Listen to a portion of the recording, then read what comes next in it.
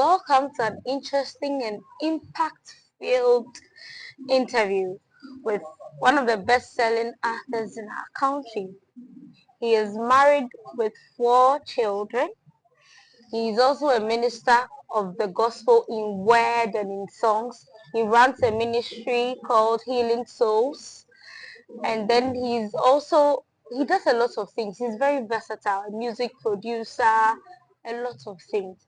And he has published a book which is titled Wished I Never Grew. So today we are going to go into it.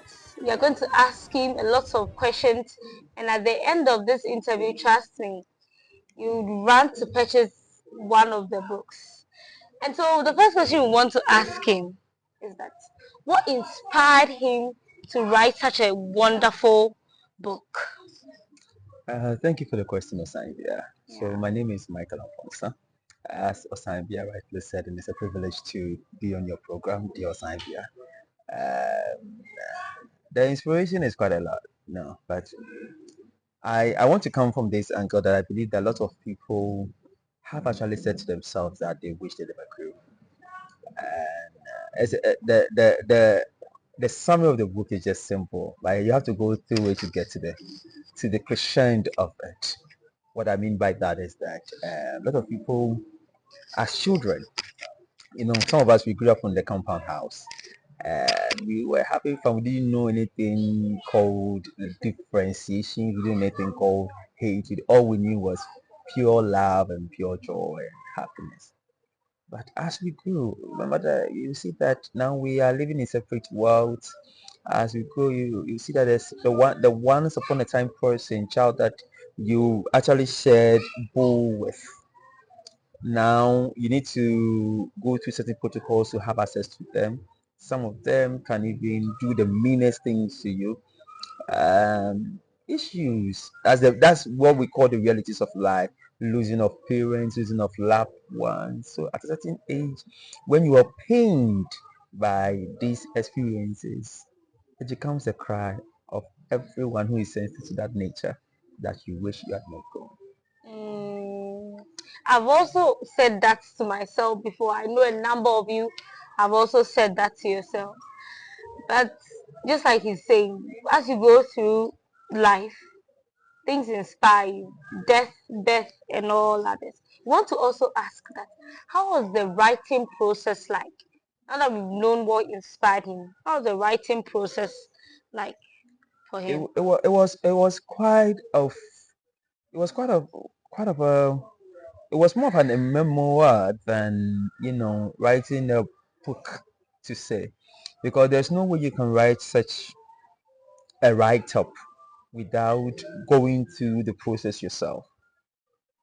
So if you read the book critically well, maybe some instances I may have suggested, but you see a piece of me in there. And if the author writes to say that I wish I never go, then there were instances that I actually wish I never go. So if there were even struggles of how to um, present my pain in a way that meets everyone's pain, because I'm not just writing for myself. It's not a book that just suggests that I want you to know who I am, but it's a book that also embraces the fact that at the end of the day, you wish you had not grown because of one, two, three, or four. A typical one, I may say, is um, if you had known that one day there's a possibility that you can stay a day without food, do you think you wish you had grown?